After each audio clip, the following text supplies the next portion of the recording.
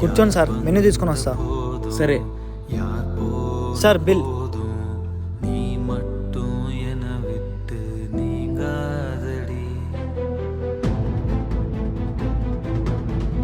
ఇదేంటి డబ్బులు కనిపించడం లేదు అన్నా?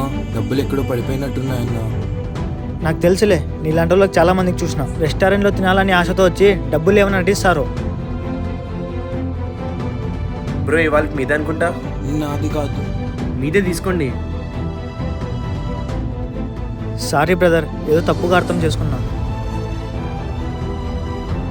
అన్నా అన్నా అన్నా, ఈ వాలెట్ నాది కాదు. తెలుసు, యాక్చువల్లీ ఈ వాలెట్ నాదే.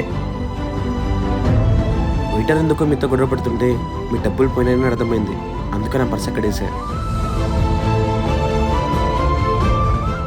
ఒకరి మంచి కోరి నువ్వు సాయం చేస్తే నీకు కూడా మంచి జరుగుతుంది.